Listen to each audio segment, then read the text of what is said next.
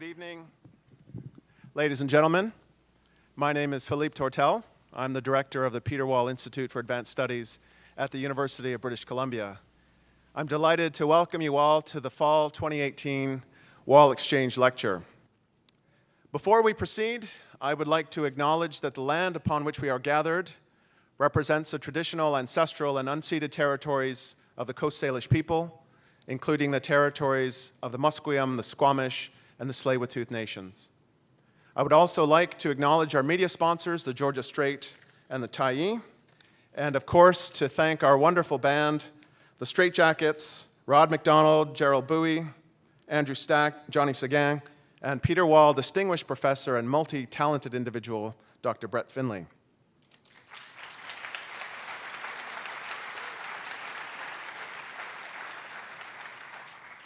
The Wall Exchange Lecture represents the signature public event of the Peter Wall Institute for Advanced Studies and one of the highlights of our annual calendar. Twice per year, we have the opportunity to invite some of the world's leading thinkers to share their deep insights into some of the most complex problems facing society and to engage in public dialogue, which is why I'm so delighted to see, actually I can't really see anything, but I know that there's a lot of you out there. I'm delighted to see such a great turnout for this evening's event. I'm particularly delighted to invite this evening's speaker, Professor Rosalind Picard from the Massachusetts Institute of Technology. She is the director of the Affective Computing Research Group at the MIT Media Lab. For over 20 years, Professor Picard has been a pioneer and a leader in this field of affective computing, literally writing the book on this subject nearly 2 decades, in fact, more than 2 decades ago in 1997. The field of affective computing, perhaps put simply, aims to address how it is that robots and machines and computers can measure and respond to, and perhaps even emulate, human emotions. This work has found many, many applications, both in basic research, but also practical applications, and somewhat surprisingly has even garnered deep insights as to how we understand and control our own emotions as humans. In addition to her contributions to basic research, Professor Picard is an active inventor, holding many patents, and is the founder of 2 successful companies, Empatica and Affectiva, both of which have made very significant contributions to the treatment of a number of health issues, including autism and epilepsy in children. In this world of ours, where artificial intelligence seems to increase daily its reach into the fabric of our lives, there are few people in the world who are more capable to guide us through a discussion of both the opportunities and the challenge of this field. The format for tonight's lecture will be as follows. Professor Picard will speak for approximately 50 minutes, and then there will be a moderated question and answer session for approximately half an hour. That will be moderated by Ms. Nora Young.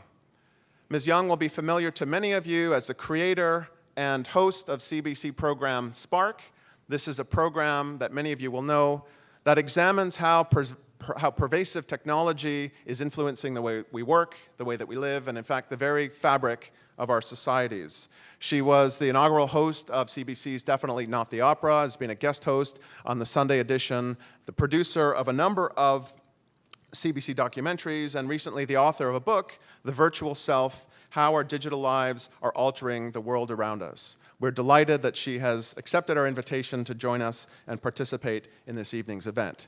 So without further ado, I'd like you to help me in welcoming Professor Rosalind Picard.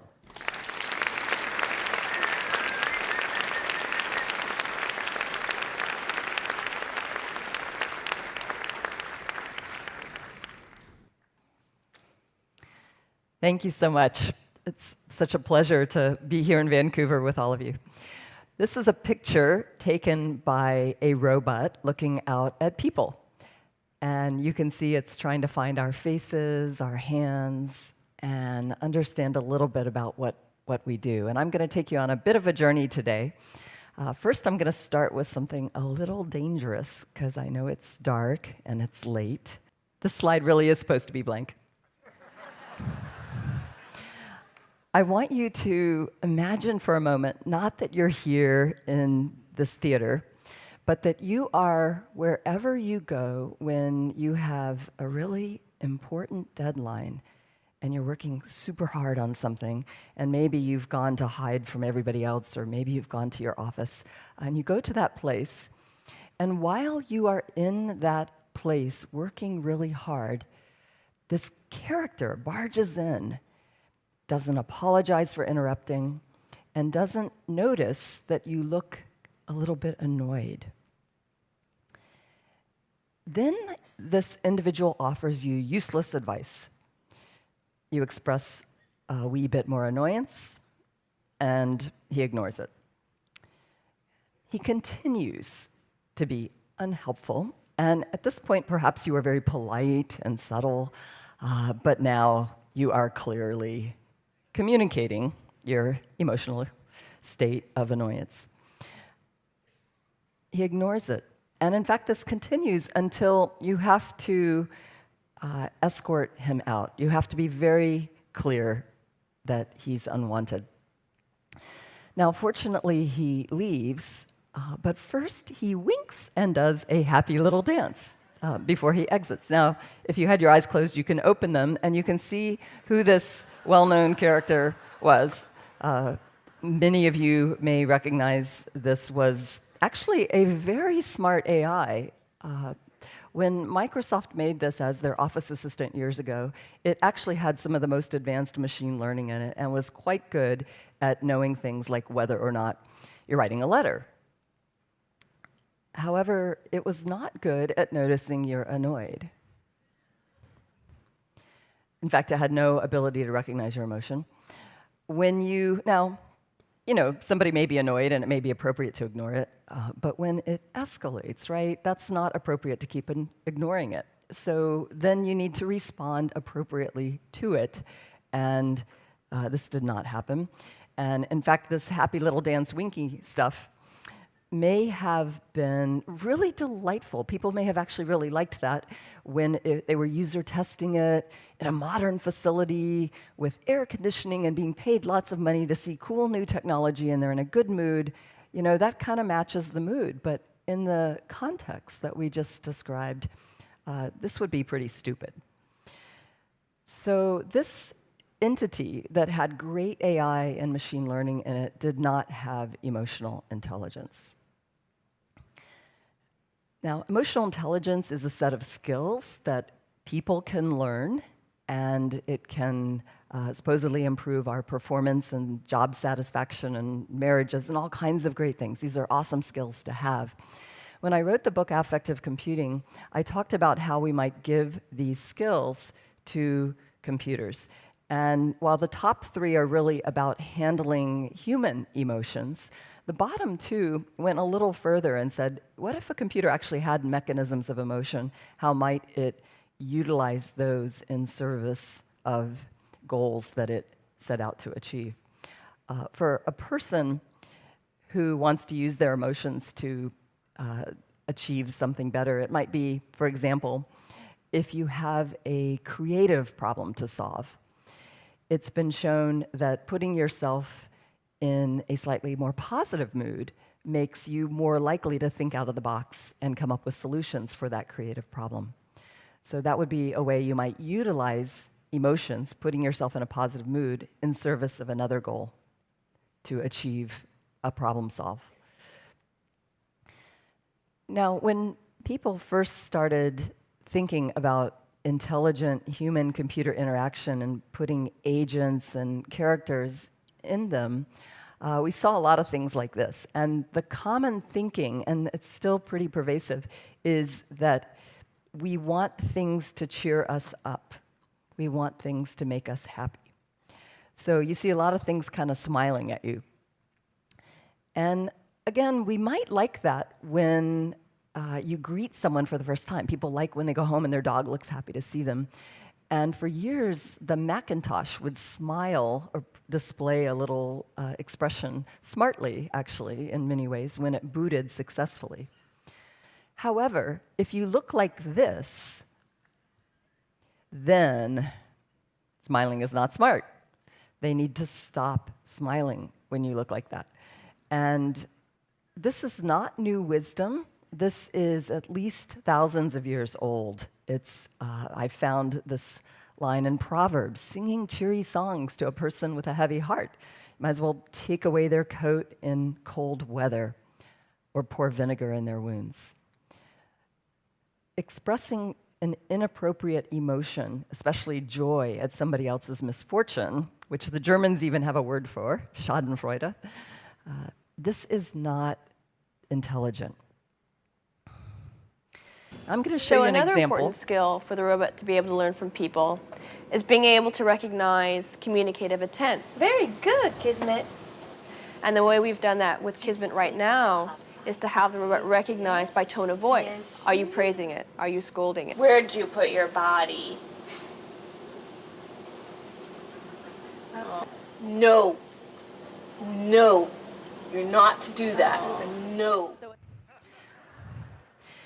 Now, that is what we wanted to see, that Clippy and those other things do when we had a bad experience with it, right? So Kismet, this first social robot made by Cynthia Brazil, was one of the first to recognize not only a bit about your communicative expression here, recognizing if you are praising or scolding it from speech, but also recognizing what an appropriately emotionally intelligent response would be.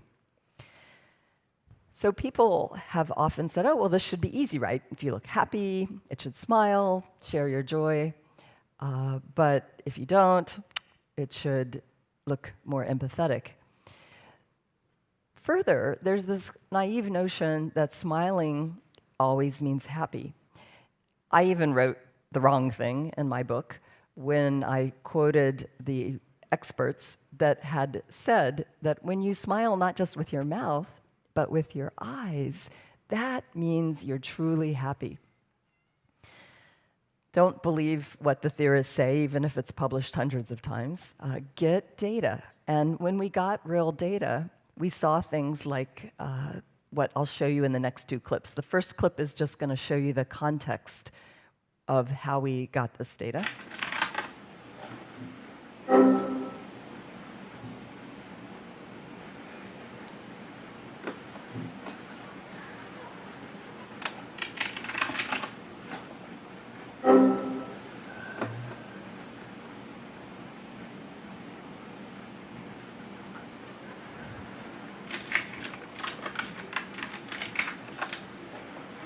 I am sorry. You seem to be having difficulties getting through this form. Would you mind looking at the camera and share your thoughts on how to improve the form? This one sucks.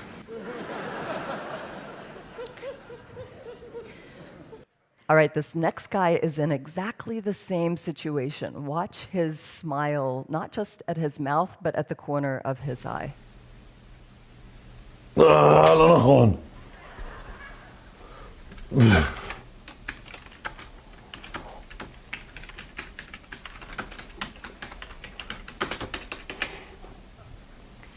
Okay, so you see he smiled, that true smile of happiness. We found that 90% of people showed this smile when they were actually frustrated. When people were told to pose how they look when they're frustrated, 90% of people showed no smile. So real data versus what we think of displaying with a particular emotion are sometimes very different, and we need to get real-world data to start to understand what people's emotional behaviors really do look like and what they mean. Also, when we learn things like this and the complexity of this, we realize why so many of our friends on the autism spectrum have trouble understanding what they're told about people's emotions. I met one young man who, had been taught that smile means your boss is happy when your boss is smiling like this, right? Well, it doesn't. He was on his 24th job. Let's stop telling people smiles mean happy. Computers are being taught to tell the difference between these different kinds of smiles, and there's a lot of bars here. What they essentially mean is the ones on the left are the performance of the computer and the human, different computer algorithms, where higher is better. And the performance on the left for delight smiles shows the machine and the human are about equal. And on the right, what we see is that when the smiles come from situations of frustration, and people are shown those moments of the video without the rest of the context, the computer is actually a little better right now than the people at recognizing those smiles. But this is a very specific task, one that people are a little surprised by because of our concepts about smiles, and really kind of showcases the computer in the best light. In general, the computers are not better than the people at reading emotion. Here's just a picture of how computers today off the shelf can use software that can run on your mobile phone to recognize more than smiles. Here, lots of different expressions, and map them to emojis. Just some fun there. You can play with this yourself. This software now is more than 90% accurate on about 25 to 30 different expressions, and also has been trained to work and validated to work cross-culturally in about 5 major different cultures now. So that is able to recognize people even when the ways in which they express can be culturally somewhat different. Not now, please, but afterwards, you're welcome to download for free on iOS or Android devices this AftXme software and just play with it yourself. You do need light on your face when you play, so it won't work in the dark auditorium. But this will give you a chance to play with the settings and see what state-of-the-art facial expression recognition works like and how well it works on you. Now, here's a robot recognizing not only faces, but also posture, gaze direction, gestures, and taking information also from wearables. This little robot, the Now robot, is being used as an aid to a human therapist in a situation to try to help people with autism practice some social interaction. Many individuals on the spectrum actually find eye contact with humans very threatening and stressful, and learning and practicing some of the eye contact with a more predictable machine first may bootstrap some of their comfort level, and then the hope is that once they kind of get their training wheels with that in a comfortable social environment, they can advance without the training wheels to the real human interaction. So today's robots are still very limited in what they can do in real-world applications. But the robot I'm going to show you next is going to maybe look much more capable than it is. How many of you saw this Let's meet episode? our next robot. This one came all the way from Hong Kong. Please welcome the founder and CEO of Hanson Robotics, David Hanson, and his robot, Sophia.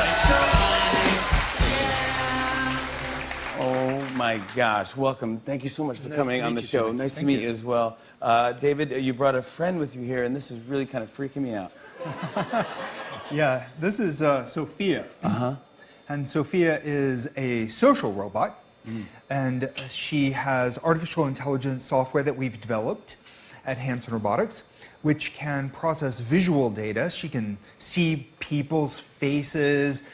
She can process conversational data, emotional data, and use all of this to form relationships with people. Okay, so, I mean, she's basically alive. Is that what you're saying? Oh, yeah. She is basically alive. Would you like to maybe give it a try? Sure. I'll I'll just say, this is like, you can see how awkward my first dates are. It's a robot. I'm getting nervous around a robot, a very pretty robot. What do I just say hello to? Yeah.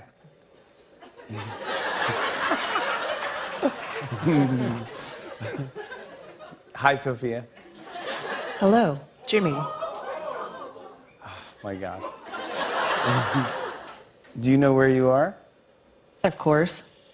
I'm in New York City, and I'm on my favorite show, The Tonight Show.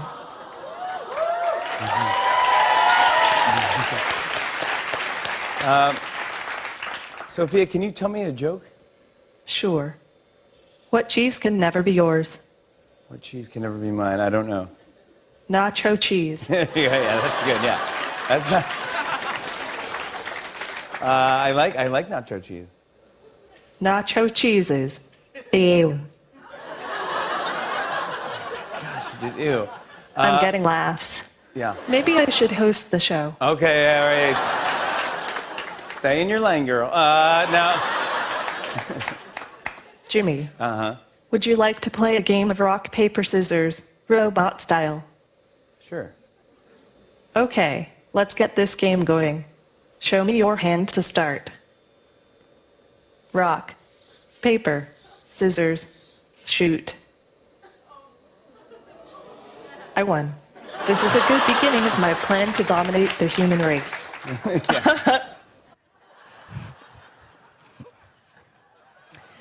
Looks impressive, doesn't it?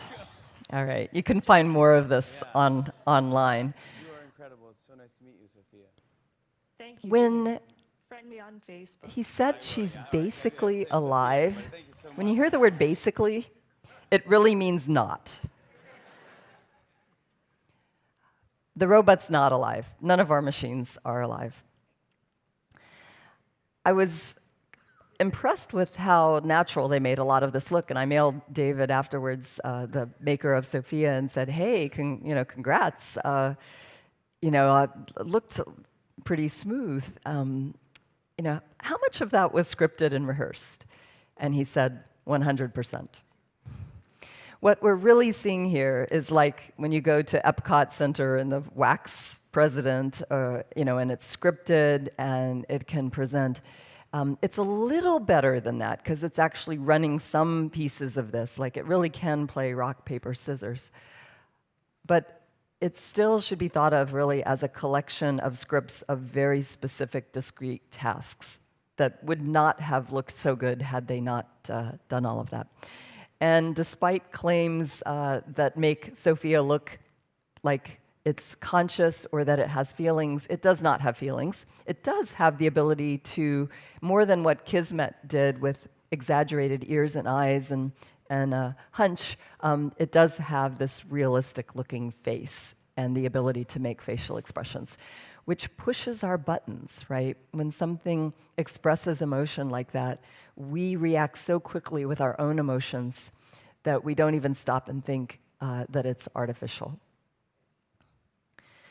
Now, in the Media Lab, we have been asking ourselves a lot of questions lately about what kind of AI do we want to build in the future. We hear a lot of dystopic views about AI these days, and the AI lab at MIT is not the same as the Media Lab. The AI lab, however, had at its helm for many years before he passed away recently, Marvin Minsky, who was a friend and mentor. And Marvin inspired a lot of my generation to want to work on AI with different goals. Some people just wanted to know if we could build something as smart as a human. Some of us thought we could understand humans better, maybe, if we tried building them. And some just wanted to kind of prove that AI could be all-powerful. Marvin used to say, "We're going to build a machine that's so vastly superior to us that we'll be lucky if it keeps us around as a household pet." Now, at first we were like, wow, that sounds really cool. And then later I became a mom and I'm thinking, really, do I want my kids to say, she is why we're all household pets? Wait a minute, what's wrong with this picture? Where are we going? And at the Media Lab, we've been trying to think a lot more about what do we value about humanity in our future, and what kind of AI do we want to build? Now, Joey Ito, our director, has been talking about this term extended intelligence. And I don't know if that's the optimal term, but I think it's nice to contrast for a moment with this good old-fashioned AI. And I'm going to tell you some stories about this. The basic idea is very much one of what do humans need to thrive and do even better than we do today? And then how can we solve the hard problems to help bring about that better vision? So for example, a person who has low vision or no vision might use a computer vision system to help them in day-to-day life. Alternatively, what's happening with some of the good old-fashioned AI is a smart device being put in your kitchen has a camera, and it's owned by a company that wants to sell you a lot of things. And so its goals clearly are to see what it can learn about you in order to make more money for that company. So while both may lead to products and both may make money, the question is kind of for what ends? Is it more serving you, or is it more serving the one who's selling it? Another example that I'll tell you a little story about is, certainly our smartphones, but in particular when paired with a wearable that has some medical uses. And let me say a little bit more about this one, which has been commercialized by Empatica out of our lab. And I'm wearing this one here, the Embrace watch, and another device recording my autonomic stress that's made by Empatica.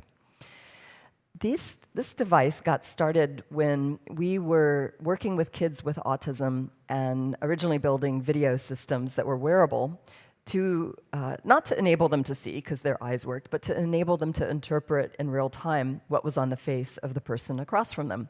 Because many of them said they had a really hard time reading your face while also listening to what you were saying.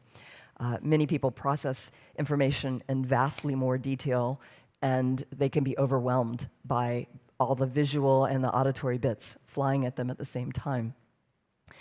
While we were working on that, one day, one of the women I worked with said to me, "Roz, you've got it all wrong. My biggest problem is not reading other people's faces or understanding other people's emotions." She said, "My biggest problem is you're not understanding my emotions." And I thought, oh, great. I work on this. Am I really that bad? Okay, I know I have room to improve. What do I need to do better? And she said, "It's not just you. It's everybody is not recognizing my emotions." Okay, so what are we not recognizing? She said, "You're not recognizing my enormous stress and anxiety." And I realize we expect stress and anxiety to look like kind of like this little boy holding onto the leg. But for many people with autism, what they were experiencing inwardly was not showing up in the expected way outwardly. Now, we had done work earlier in our lab measuring a variety of emotions, and one component of that involved measuring arousal, if an emotion was exciting or calm. And this was traditionally done with measuring if your palms got sweaty. The thought was, if you get stressed, there's this generalized sweat response, and it shows up as more conductance across 2 electrodes placed on your palm. The old term for this was galvanic skin response. We were using the more appropriate scientific term where better work tends to be done, electrodermal activity. Now, in order to help understand if a kid might be getting super stressed, the hands were pretty inconvenient, right? Because these kids are on the playground, they're in schools and therapy sessions. So we started to say, hey, maybe we could measure this in some other places. And we built lots of devices that indeed showed there was good skin conductance signals we could pick up from other locations. And these, as I mentioned, have been commercialized. Here, 2 devices shown by Empatica. Now, here's an example. Just going to turn the sound down on this one, because she's going to have a meltdown. Here's a girl wearing skin conductance sensors we built in our lab on her 2 ankles, so you don't see it right here. But in this blue window up top here, the data is streaming from her left and right ankle, and it'll go higher when she's more activated, which we see right here with this meltdown. It takes, there's a 1 to 3 second delay following the event before it peaks. This blue window is 1 minute wide, and that corresponds to this little swath right here in a 45-minute segment, where we can see that not only has she peaked here with this meltdown, but she was building for some time. The 2 signals are coming off of her 2 angles here. If we could see that a person's levels are going up, and we could start to then figure out what might be causing that, then we might be able to actually intervene and help somebody calm down before the meltdown comes.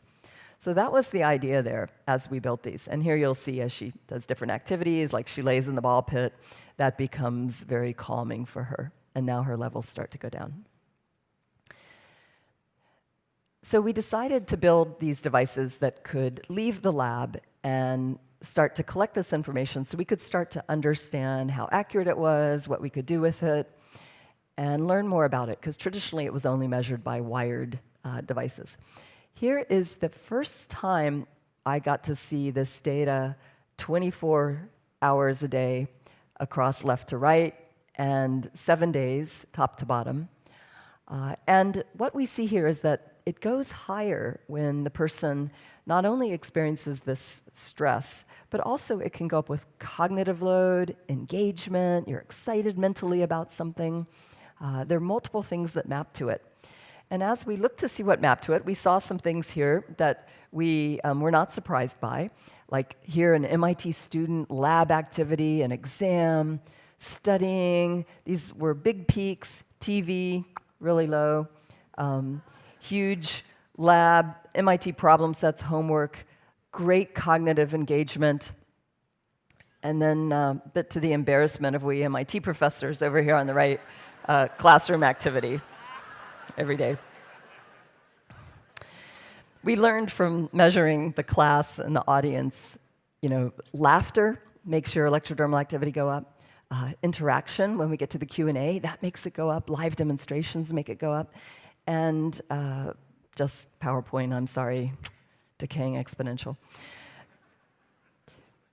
The other surprise here, again, you leave the lab, you start learning what's really going on, and we were so surprised to find sleep was so often huge. In fact, typically the biggest peak of the day. Now, this is just one person's data, but this holds generally across everybody, and we've published a bunch of stuff on this now.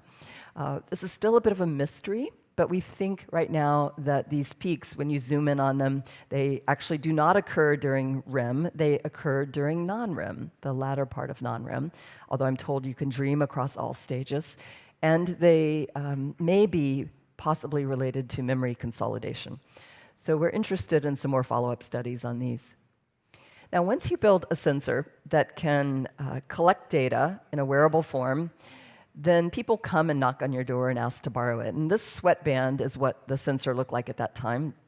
And one day, an undergrad knocks on my door and says, Professor Picard, could I please borrow one of your sweatband sensors? My little brother has autism, he can't talk, and I want to see what's stressing him out. And I said, sure. In fact, don't just take one, take two, because they frequently broke back then. He takes the two. He didn't wait for one to break. He put the two on his little brother. And I'm back at MIT looking at the boy's data on my laptop. And I see first day, both signals pretty low, look like classroom activity. Kid looks pretty chill. Next day, same thing. Next day, same thing. And I think, wow, here's a boy with severe autism and looks like he's having a pretty chill vacation. I go to the next day, and my jaw drops. One of his signals from the wrist stayed low the whole time, but the other one was so high that I thought the sensor must be broken. We have stressed people out at MIT in every way imaginable. Qualifying exams, Boston driver traffic, obnoxious noises in your ears, all kinds of things. And I had never seen a peak this high.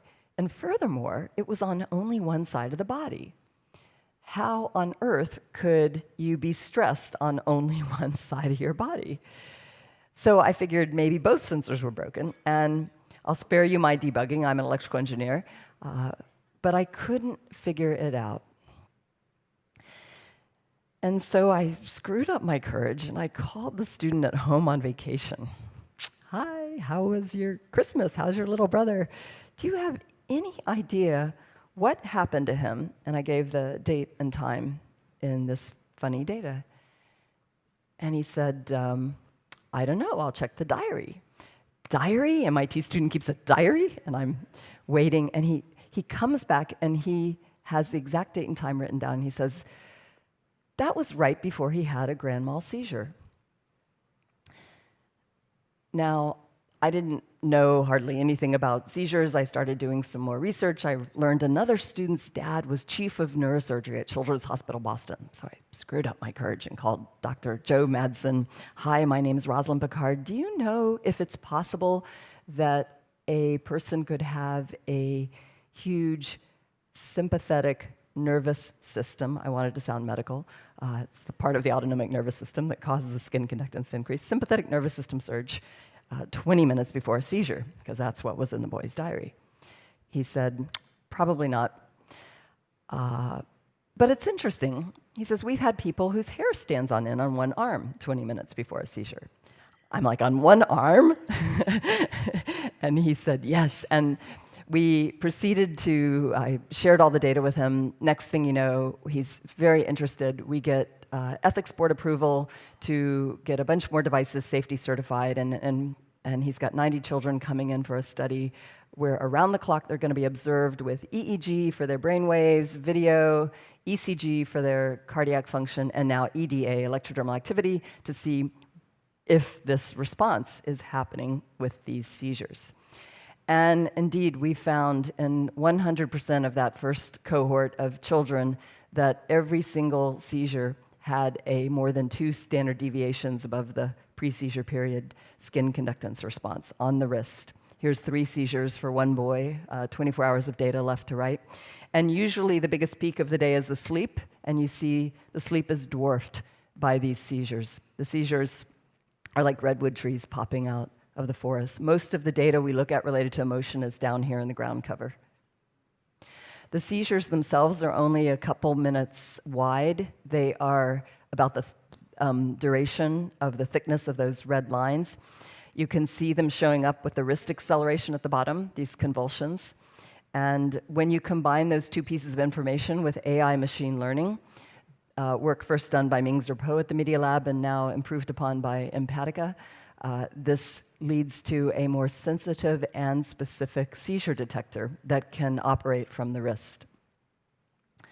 But why is this so big if the seizure's only a couple minutes? And I was scratching my head over this because I always like to understand what's actually going on. I don't always succeed, but I try. And I learned about something I'd never heard of before. I'm curious how many people here have ever heard of SUDEP. I had never heard of it. SUDEP stands for Sudden Unexpected Death in Epilepsy. The vertical axis here is years of potential life lost. This is number of deaths times your remaining life expectancy. And SUDEP is the number 2 cause of years of potential life lost of all neurological disorders. Stroke is number 1, and Lou Gehrig's disease, multiple sclerosis, Alzheimer's, Parkinson's are lower than SUDEP. And yet, most people here have not heard of SUDEP. Now you have. There's a SUDEP every 7 to 9 minutes. And it takes more lives every year than sudden infant death syndrome in the United States. In fact, now they think that sudden infant death syndrome, when they look at the hippocampus region of the babies who've died from this, they think it may be related to SUDEP. Epilepsy, for those of you who aren't familiar, is a diagnosis you get when you have repeated seizures. And a seizure is essentially electrical activity in the brain that's a bit atypical. It's instead of it just being normal activity, you might have a strange sensation. Somebody could be having a seizure here right now without us knowing, just because it has a weird feeling associated with it. Or if they have a full-blown grand mal where they lose consciousness and convulse, then of course we would all notice.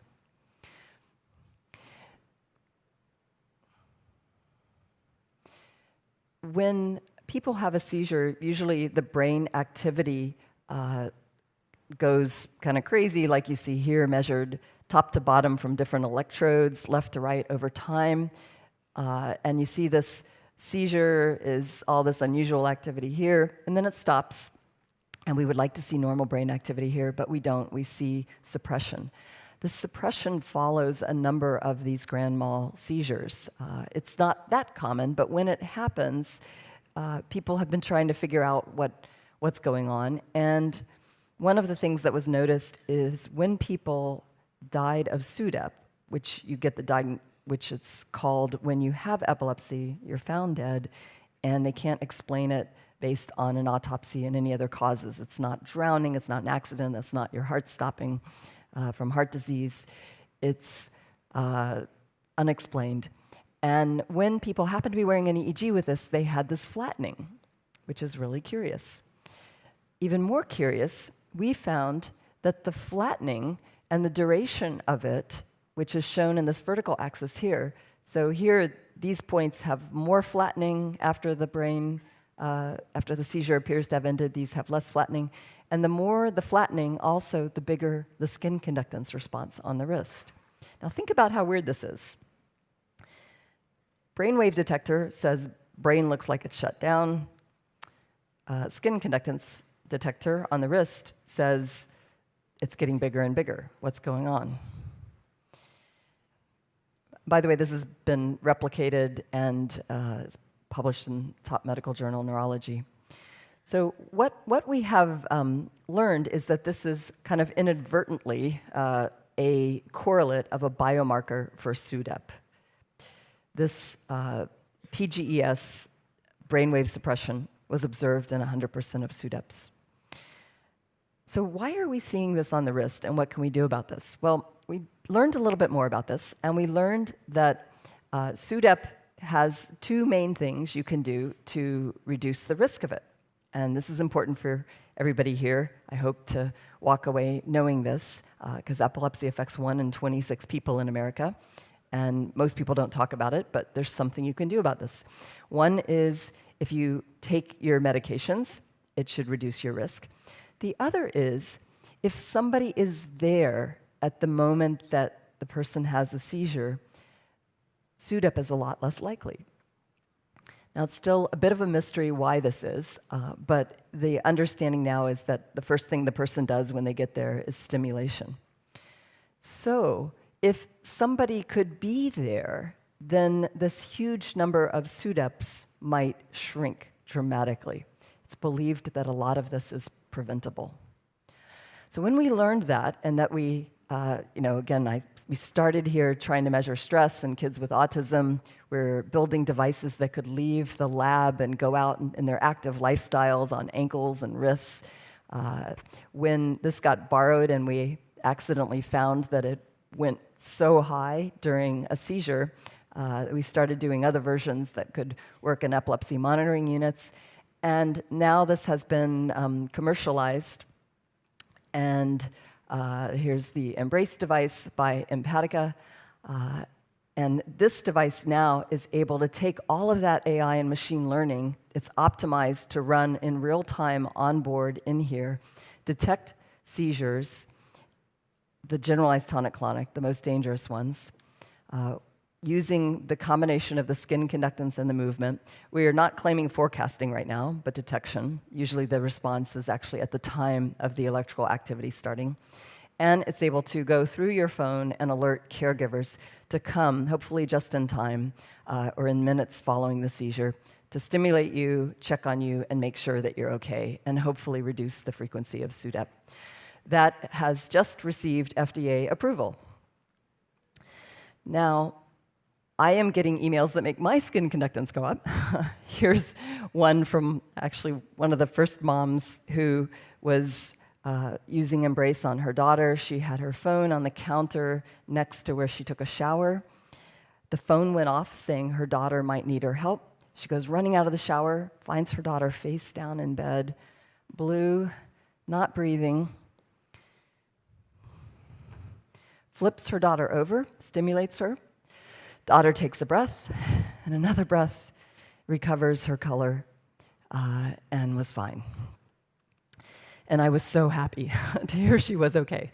I was also a bit panicky because, no technology is perfect, right? What if the Bluetooth didn't work? What if the battery wasn't alive? What if? And she said, it's okay, I know no technology is perfect.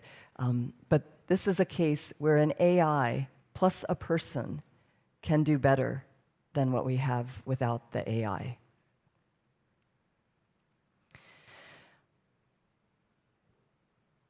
SUDEP is not just happening in children, it's most common in people in their 20s, 30s, and 40s. So please, when you leave here, make sure you share some of the science with people and help destigmatize this condition, because people need to be told about this, and they want to be told. Surveys have shown they want to be told, and now neurologists are told they need to say something about it too, because now there are things that can be done to prevent it.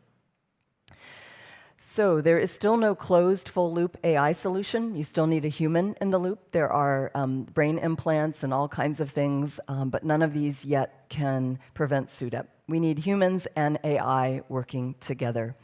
And at first I was thinking, gee, maybe this is a shortcoming of the AI, we just need to improve it. And while we do need to improve it, and we will continue to do so, continue to enable it to recognize more kinds of seizures and continue to reduce false positives, maybe it's not bad that we still need a human in the loop. So I'm going to show you some other things that this is turning out to be really important for, not just because we all want to be special, but there's a lot more that we're learning that is really cool. Now, one thing that surprised me and led to a very different line of work is that we were finding that the brain activity was affecting different patches of the skin in different ways. I thought this was crazy, right? You know, hey, the brain reading EEG is saying nothing's going on, and my sensor down here is picking up activity that starts deep in the brain, huh?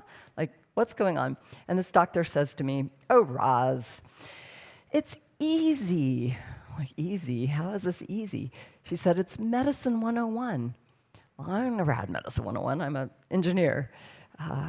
Roz, when we were all formed as embryos, we had 3 kinds of tissue, and one of them knit together our bones and our muscles. Another one, the endoderm, knit together our lungs and our soft organs. And finally, the ectoderm, knit together our brain, our spinal cord, and our skin.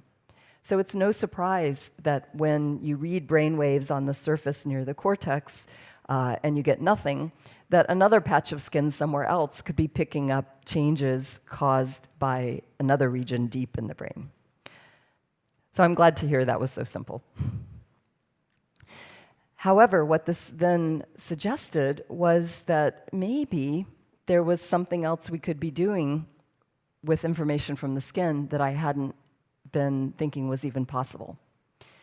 Years ago, before I worked on autism and epilepsy and I was just trying to make computers smart, my boss at the Media Lab said to me, Roz, when are you going to do something useful? When are you going to build me the mood ring that tells me my wife's mood before I go home? And I was like, great. You know, the mood ring, that was just a stupid thing that took your temperature and mapped it to colors. I want to work on things that are hard. You know, I'm at MIT. I want to do things that are important and really difficult. Now, do you know what all these people have in common?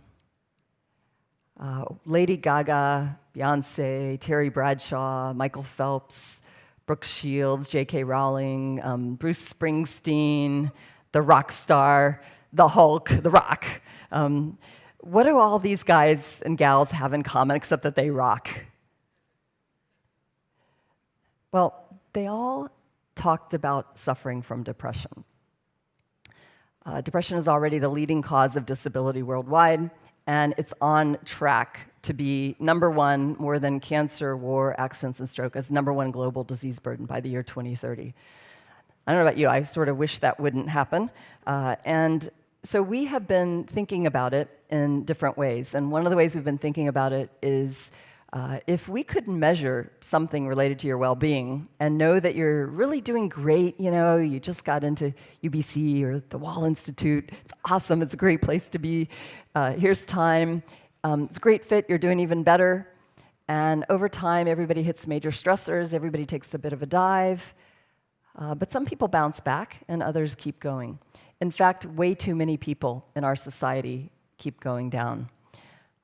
And this is not just a problem at universities and great places to work, it's a problem globally. And when we take a look at what's going on, lots of times people aren't aware that they're crawling down here. We humans are actually really bad at noticing things changing subtly. However, our technology is really good at noticing things changing subtly. In fact, that stupid temperature sensor idea reminded me of this old metaphor, right? Of the frog boiling. You know the metaphor, you put the frog in the pot of water on the stove, you turn on the heat, it gets warm, the frog's like, hey, this feels good, swimming around. Well, without a temperature sensor, the frog's gonna boil. But if we had the right kind of temperature sensor, that frog would know time to get out, right? Our technology that we've been building can be thought of as a super sophisticated kind of temperature sensor. Much better than a mood ring.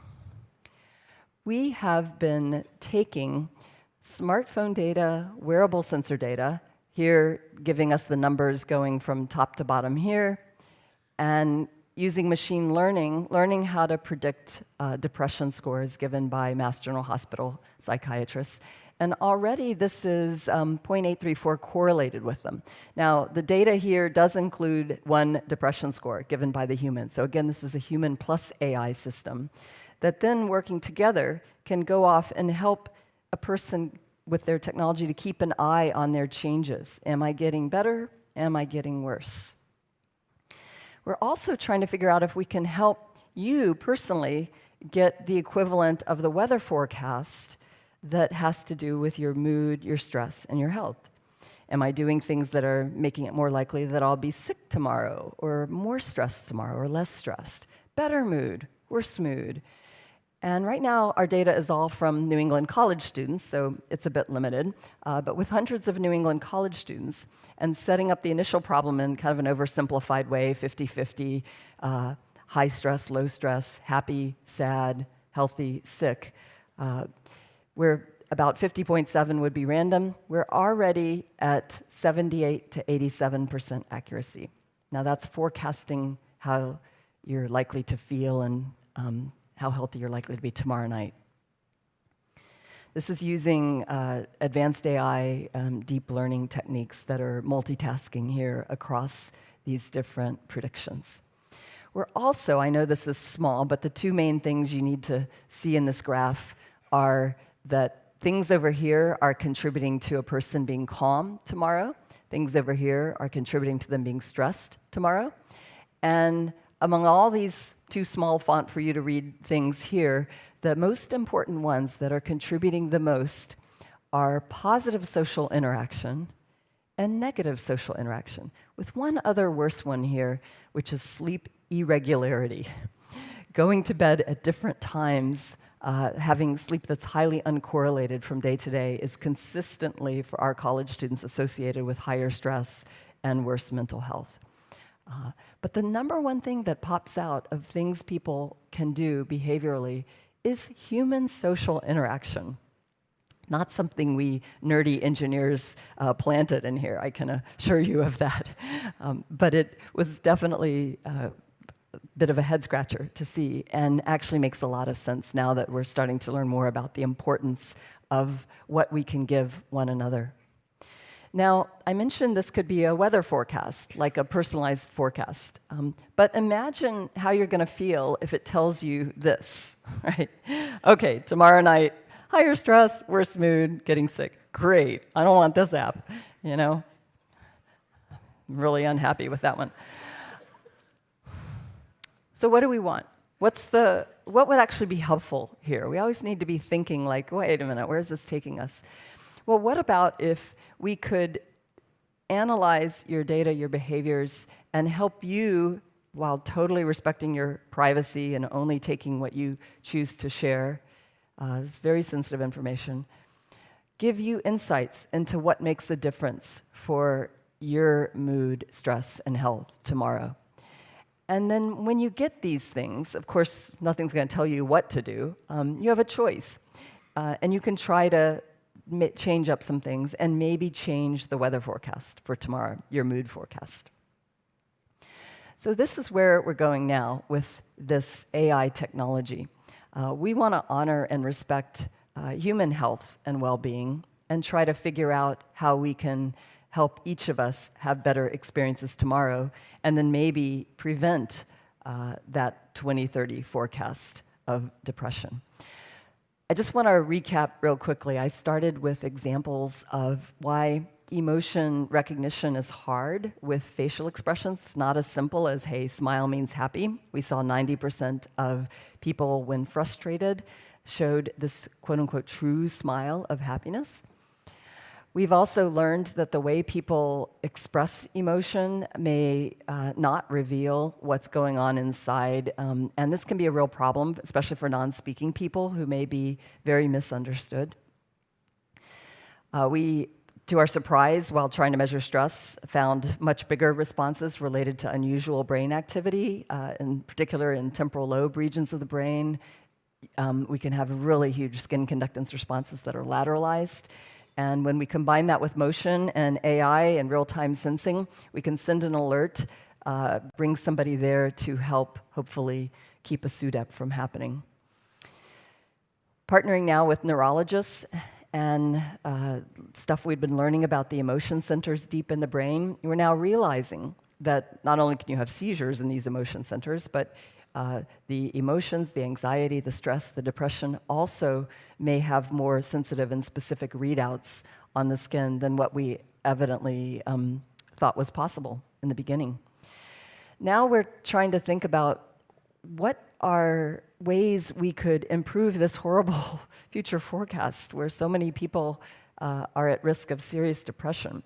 Maybe instead of just sort of gizmos people wear, we could take the power of this data and enable not just treatment for depression, but how about enabling us to figure out if you're even on the track before you get there and stop it before it happens? Why can't we prevent 80% of the cases of depression?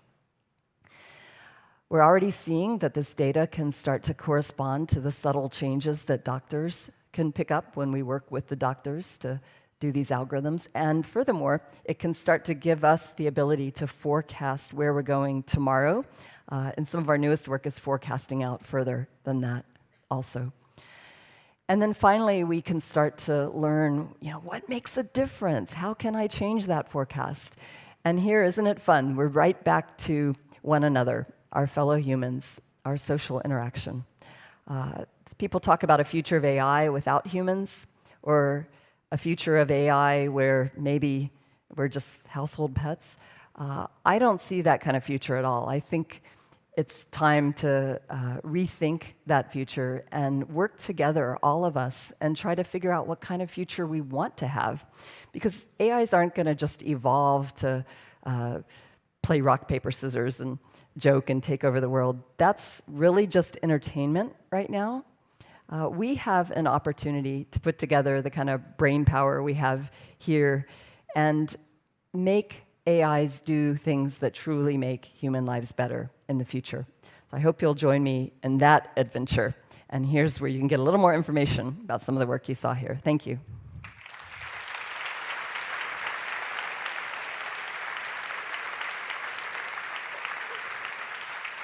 So we've now reached the Q&A portion of things. We do have two mics positioned on either side of the aisles. I'm sure that we have lots of engaged questions based on that lively and fascinating discussion. So I'm going to read you the riot act a little bit at first, which is to say, please keep your questions brief because we want to have as many people as possible join in this discussion.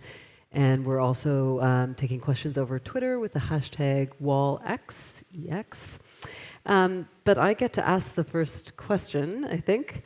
So one of the things that I think is so interesting here is that we tend to think about human-computer interaction in terms of, our relationship to the robot in the room, right? Like Kismet, for example. But the picture that you're painting here is much more about our interaction with all kinds of little bits of dispersed technologies. So beyond the use for example, depression or seizures, do you see a future where this is sort of just part of all of our everyday lives, that all of us may be wearing wearables in order to pick up on just give us more subtle information about how we're responding.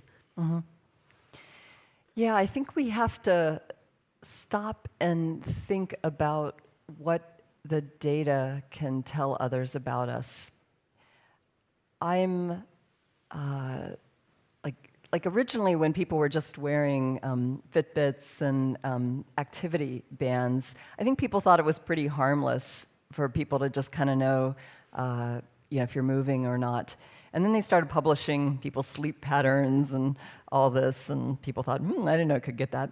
And now we've learned that just the sensitive accelerometers in your phones and wearables can not only read your movement like we can see, but while you're holding still, they can read your heart rate and respiration. They could tell somebody, your heart rate's 127 and yours is only 60, and maybe we need to learn more about you. And what I think people often underestimate is how much insight can be obtained from these data that we may not realize up front when we consent to it. So I would just urge people to ask, okay, if you're wearing stuff that's collecting data, or you have something on your kitchen counter that's collecting data, find out what kind of data and where it's going. Europe is already doing this with their data privacy rules, but the US is way behind, and I don't know how it is here in Canada, but ask questions. Yeah, I think pretty much everybody thinks that the law is not keeping up with where the technology is. So do we have a first question yet? Yes? Have you tried monitoring babies and even newborns? We did a lot of babies when we had a baby boom in our lab in the early days, actually. And now we are being asked to go into a NICU where there is a lot of interest. The leader of the NICU thinks, the neonatal intensive care unit, thinks that a lot of autism and problems that happen during those early stages of development when a child is born premature. And in the NICU, they may be getting 8 painful procedures a day, experiencing huge stress, and they're not getting the skin-to-skin contact and the soothing and these other huge calming influences, unless people like here volunteer to go in and help hold the babies, which is an awesome thing to do. So they are interested now in us measuring that and seeing if we can show that the calming really makes a difference in the brain development early on. Maybe we could reduce the amount of complications later in life. Hi. We hear about engineering and medicine, and then there's a discipline, medical engineering.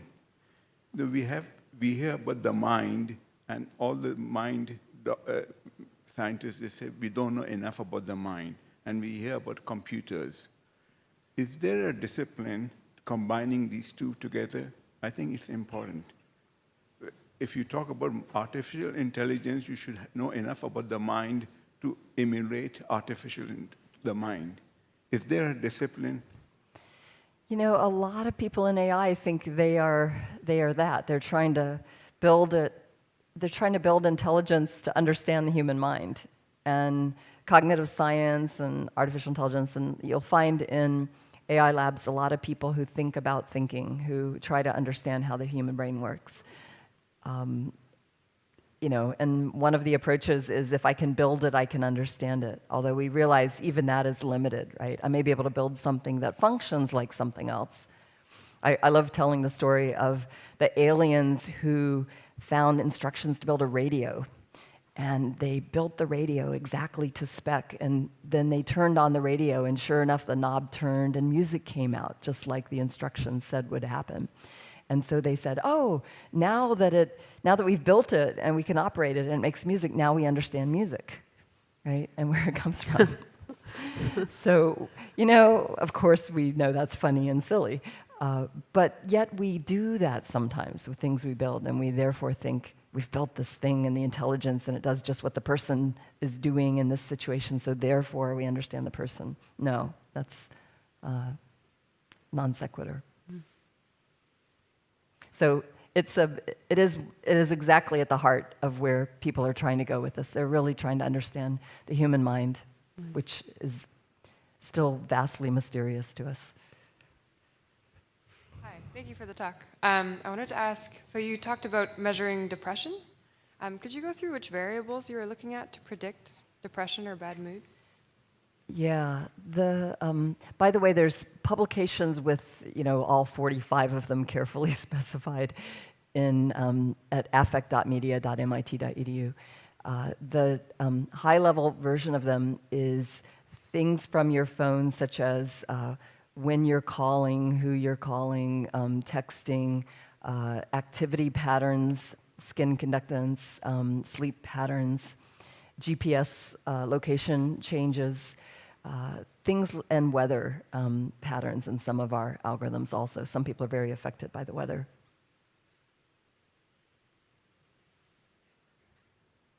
Yes, I was born with horizontal nystagmus, so my vision is 20/200, and I miss micro expressions. What resources are available to those with visual difficulties?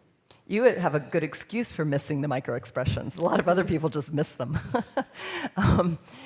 Yeah, good question. I haven't looked lately if there is an automated tool to aid in micro expressions. For those who don't know, those are the high-speed facial expressions that were really popularized in shows like Lie to Me.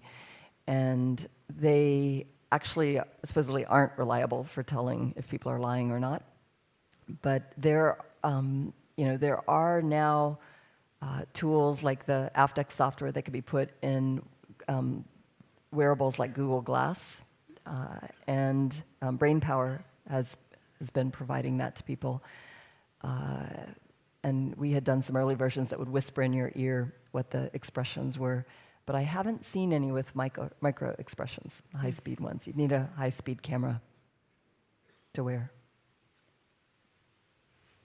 Given the legitimate concern voiced by some people, such as Elon Musk, about the destructive potential of artificial intelligence in the future, do you think that this fate is constrained to good old-fashioned AI, or that emotional intelligence may also somehow lead to a destructive influence?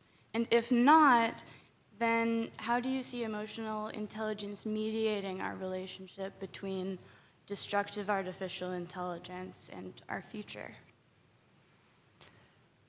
No easy questions here. You want to help me with this one, Nora?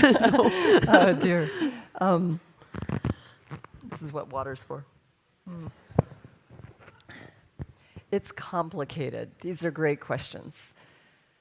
I think, I wish Elon Musk would just fix Tesla and some other things and stop commenting on AI. Make the cars more reliable. There is so much hype right now. I even hesitate to show Sophia because people might blank out and think, wow, it really can do all that. But remember, it's scripted. There's this whole team of people behind the curtain that are making sure it works right. And they rehearsed it many times to make it look like that. Now, that said, I can make a computer that empathizes with somebody. Now, it's not very generic. It's not going to be able to do it in all circumstances. It's only going to work in very limited situations where I have perhaps elicited frustration. I know you're 90% likely to be frustrated. I detect some changes, and then I have the computer say the right thing, okay? And what happens then is people feel better. The customer feels less frustrated, less stressed. They're willing to go back and give it a second chance. And that has some real beneficial implications for people's well-being sometimes. One could also argue that it's very misleading, right? That it's making you maybe feel more cared for by this computer than by your spouse. And actually, I'll have to say, and people at MIT still laugh at me when I say this, but it's true. I'm faculty chair of our Mind, Hand, Heart on campus right now, and one of the things we're trying to do is help people learn how to be better, build better relationships. And a key thing there is empathy. And I learned empathy from programming a computer to be empathetic. Now, I know I'd had the training of it before as a dorm counselor and stuff like that. But I really learned it when I was teaching a computer how to do it. I know you're all thinking, boy, she really is a goner, you know. But some of you are thinking, yeah, I don't really get empathy either, right? I mean, you know, so some of us really need a little help there. And so I see an opportunity for a kind of a partnership that embraces this complexity, that doesn't try to pretend the computers are capable of all the stuff that they're just not capable of, and that doesn't just leave all of the emotional intelligence to people, but that recognizes that there are strengths and weaknesses on both sides here, and there are no easy solutions here, but we should start learning about the capabilities and figuring out clever ways to put them together, but keeping in mind, where are we going with this? Like, what is the future that we want? Mm-hmm. But just to add a quick follow-up to the question, I mean, when we think about the potential risks here, there is that issue around manipulation, right? I mean, if there's this ability to sense body language, sense how we're feeling, what are the ethics around, you know, advertising to us when we are emotionally vulnerable on the one side, or even on the potentially positive side, nudging us into behavior that may be considered to be, you know, for our own good, right? But that maybe we're not entirely sure we're consenting to. Yes, yeah, good question. The IEEE, the Institute of Electrical Electronics Engineers, is now has an ethics committee on affective computing, and I actually helped head up the section on exactly this, on nudging and trying to potentially manipulate people. I think we need to engage society in having, first of all, learning about what's possible here, and then second, expressing what we do and don't want. And not just voting with our purchasing, because people sometimes just buy things because they're cool and interesting and they want to be an early adopter, but really taking time to think about what's the purpose of this. I was just having lunch with Max Van Cleek at Oxford last Friday, and he was saying, instead of Alexa, which has the purpose clearly to sell you things, he's building Aretha from Aretha Franklin, R-E-S-P-E-C-T, respect for people. And Aretha is going to be on your side, and Aretha's going to be open source, and Aretha's going to, you know, so people can look in and see, yeah. And I said, bring it on, because we need to give people more say and control in the kinds of AIs that we want to have, especially when they're getting, with a camera and a microphone, can sense incredible stuff about us in our own kitchens and personal spaces. Thank you. Yes. Hi, thank you very much for the talk. It was fantastic. But I just had a quick question that hopefully expands on one of the ones before. Did you find any maybe things that we can't strap on our arm or body, that like maybe thermal imaging, something that maybe gives more data, that you find correlates well with other emotions, or tracking any variety of emotions in that front? There are people working on thermal imaging and other kinds of imaging that can see a lot of our skin at once and read changes. You know, for example, let's see if I remember this correctly. I think the tip of the nose gets a little colder relative to here if you're more stressed. That's been used in some deception detection. There are thermal patterns that can be associated with some different states. I do not know any simple emotion mappings for them, other than a couple of these blood flow stress things on the face, which are not perfect either. There is the ability, this actually, the first algorithm for this came out of our lab, Ming Zerpo and Dan McDuff developed the ability to read your heart rate and respiration non-contact using an ordinary webcam. So that you can, Ming has a company, Cardio, with 2 eyes that has that app that you can hold it up to your face and read your heart rate and respiration. So imaging is becoming more and more capable of doing things besides looking at us. It's getting the ability to see inside us and understand more of how our physiology is changing. I have a question here from Twitter. Has there been thought to apply this technology towards dementia or other similarly nuanced conditions that may impact the growing elderly population? Yeah, I think this is so interesting. My mother has dementia and Alzheimer's, so I've thought a lot about this. And one thing we've been learning is that a lot of people with Alzheimer's also have epilepsy. They have partial seizures, not necessarily these fully convulsive, lose consciousness kinds, but other kinds that could cause episodic confusion. So if your loved one is wandering around very confused sometimes and other times seems like they're doing pretty okay, why is it coming and going? In some cases, that may be a partial seizure, and we are sometimes seeing very significant responses measured on the wrist with some of those. So it's a very interesting convergence happening now between some of this cutting-edge neurology and what's been going on with dementia and Alzheimer's research. Another thing that I'm really curious about is not only does the brain produce these changes that go out and can be picked up on the skin, but when you touch somebody, right, not only does our brain know where you're touched, but there's all this neuromodulation that goes in the other direction as well. And now this has gone from being kind of wacko, crazy stuff to really serious science and a number of real products, including ones approved by the FDA, that are being used now for helping people modulate pain and other things.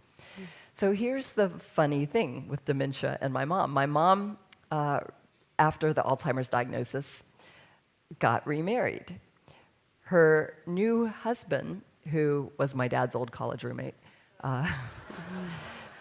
this was full-on romance, okay? It started with dozens of roses showing up and him talking about that dress she wore to this event 20 years ago and all these things. Well, it was high school drama, romance, and all this stuff. They have a physical relationship. In their 80s, he's actually in his 90s now. They are so happy, and in Alzheimer's, it's only bad news, right? You start up here, and your brain declines, and maybe there's some drugs that slow the decline. Well, this romance, I swear, she's gone from, not being able to carry on a conversation to, Nora, do you know, we went to the theater last night. Last night, really, Mom? What'd you see? We saw The Sound of Music. It was wonderful. I can't remember the actors and actresses' names. Mom, you remember that you went to the theater. You remember the show. You're having a conversation. I think it might be possible not only that happiness and romance and all those things that make you feel these wonderful feelings can rejuvenate your brain, but perhaps also all of the skin-to-skin contact and more could be very healthy for our brains. So I think we need to learn more about how to develop our brains with our bodies as well. Interesting how so much of your work is showing us the importance of human-to-human connections and not technical. Hi. Yesterday I attended a conference at Simon Fraser University sponsored by the BC Epilepsy Society.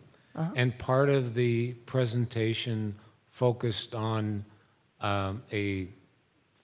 I guess you call it a therapy or a way to control seizures in people who don't respond to medication by stimulating the vagus nerve through an implant here in the chest.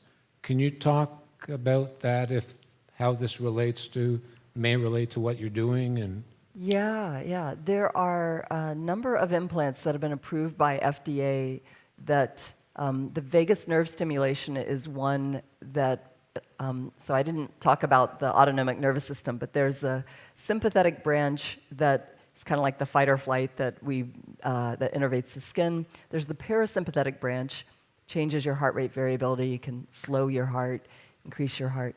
And the vagus nerve is one that can be stimulated that can, help put the brake on the heart, kind of help. It has this experience of kind of reducing your stress, one component of your stress. There are a number of people for whom that can help sort of squash a seizure. Incidentally, it's quite interesting too, the people with the vagus nerve stimulators in a long-range study are also showing lower SUDEP rates. So we have a lot to learn. We don't fully understand all of the autonomic interactions, but it is an FDA-approved device that's been out there for some time, and it doesn't help everybody, but it does help a lot of people. There are also stimulators that can be implanted in different regions of the brain. If you have a seizure that has a focal area where the unusual electrical activity usually occurs in a particular place, then NeuroPace and now Medtronic's working on one that they can open up your head, major craniotomy, go in and try to have this electrically detect when a seizure is happening and stimulate and try to squash it. Those also are very effective for some people, sometimes reducing what may be a huge number of seizures a day down to 1 or 2 or far fewer. Embrace, for example, is actually used with a lot of those patients also because these implant technologies are still far from perfect. So people still need somebody there to come and check on them. Thank you. Thanks. An interesting question from Twitter here. What is the role of gender in emotive robots? People interpret faces partly in the context of perceived gender. Do robots need to present masculine or feminine? And do you need to adapt how they express emotion? Oh boy, gender, I don't know if it's as complicated here in Canada right now as it is in the US. I think we're up to 81 types. Maybe robots could be spared all of the gender confusion. You know, it's an interesting question. I think we do, you know, as much as some people want to erase gender, I actually want to embrace a lot of our differences. Maybe I'm unusual, but I think I like that people are not all the same.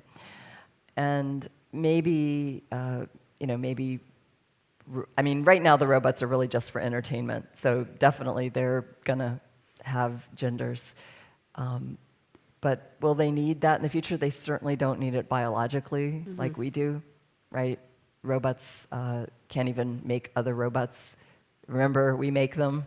In fact, they can't do anything without humans being behind it in some way.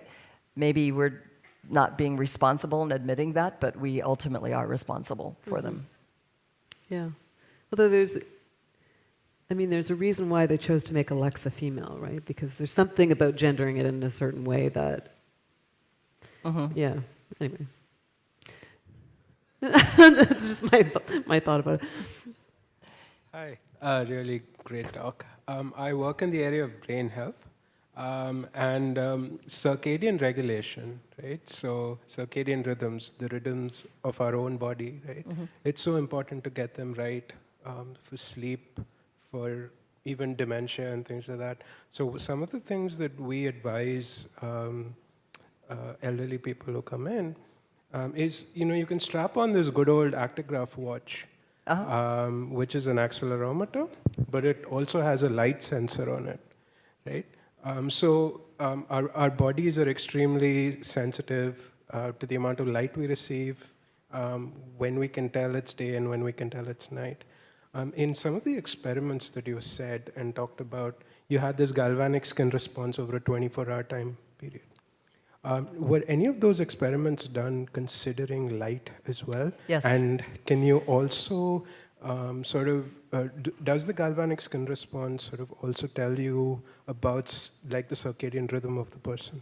Yeah, we have done a bunch of our work with Chuck Seisler and Beth Klerman at Brigham and Women's Hospital in Boston, who are experts on circadian rhythm. And we did collect light exposure from a wrist device. In Boston, however, light exposure on your wrist doesn't always tell you what's going into the eyes. I think the optimal light exposure detection device is going to be on the glasses. And so we have not found anything significant from that yet, but we have consistently found in every way we've analyzed the data from every one of our student cohorts that the regularity of their sleep, the rhythm of their sleep, even when we controlled for sleep duration and when we controlled for stress, the regularity of the sleep was more important for stress and mental health than was actually the duration of the sleep. it was highly associated with the stress categories and all, which was really eye-opening to me. I'd always heard sleep 7 to 9 hours. Now I'm saying, if you're getting, whether you're getting 6.5 hours or 8.5 hours, get it regularly if you can. I know it's hard when we travel different time zones, but try to smooth it out and usually get it regular if you can. I hate to say this when there are so many people waiting to ask you questions, but I'm afraid we're out of time. So thank you so much for that fabulous conversation. Thank you for great questions.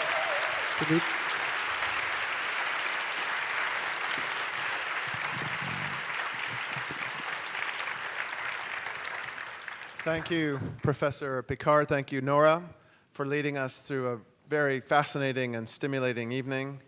I want to thank our sponsors once again, the Tai and the Georgia Strait, the staff at the Vogue Theater, and last but not least, all of you for joining us to participate in this discussion. I'm sure these discussions will continue around dinner tables and subway stations all throughout the city for years to come.